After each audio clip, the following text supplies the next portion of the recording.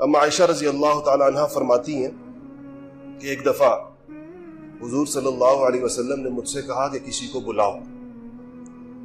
تو میں سمجھی جب آپ اس طرح فرماتے ہیں کسی کو بلاؤ تو عموماً آپ کی مراد میرے ابا ابو بکر صدیق رضی اللہ تعالی عنہ ہوتے ہیں. تو میں نے پوچھا کہ ابو بکر کو بلاؤں؟ کہا نہیں ابو بکر کو نہیں بلاؤں. تو میں نے کہا کہ پھر عمر کو بلاؤں؟ کہا نہیں عمر کو بھی. میں نے کہا عثمان کو بلاؤں؟ کہا عثمان کو بلاؤں. تو کہا جب عثمان کو میں نے بندہ بھیجا، عثمان تشریف لائے تو میں پردے میں ہو گئی. ایک ہی حجرہ تھا، اس کا ایک حصہ میں پردہ لٹکا ہوتا تھا. جب امہات المؤمنین کسی کے آنے پہ پردہ فرماتی تھی تو اسی پردے کی دوسری طرف چلی جایا کرتی تھی. اماں فرماتی ہیں کہ میں نے کبھی حضور نے کسی کو بلا کر کوئی بات کہنی چاہی تو میں نے کبھی کان نہیں لگائے.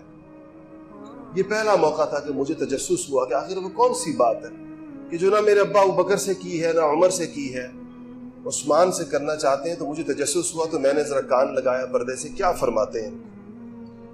تو کہتے ہیں حضور نے فرمایا کہ عثمان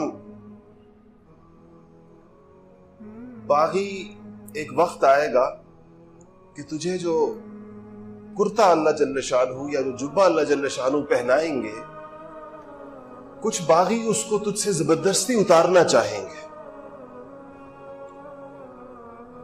زبردستی تمہیں اس منصب سے معزول کرنا چاہیں گے گویا، مگر تم ان کی بات نہ ماننا یہاں تک کہ مجھ سے آ ملنا، میرے پاس آ جاؤ. تو اور پھر فرمایا کہ عثمان باغی تمہیں میرے پاس دفن بھی نہیں ہونے دیں گے. جب یہ فرمایا کہ دفن نہیں ہونے دیں گے تو عثمان غنی رو پڑے اس بات کہ یا رسول اللہ آپ کا قرب مجھے نصیب نہیں ہوگا. تو آپ نے فرمایا نہیں تمہیں دفن نہیں ہونے دیں گے.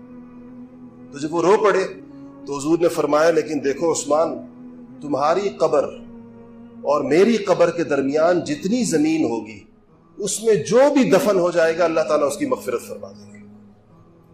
یہ سن کر عثمان غنی خوش ہو گئے. جمال الوجود بذكر الإله وتصفو الحياة بنور هدى.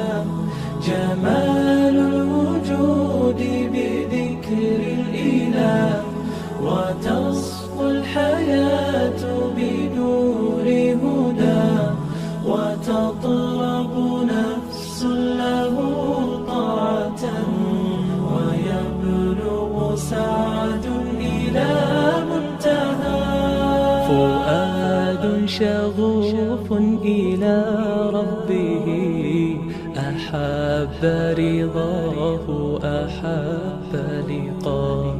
يظل يجيء إلى ربوة قرار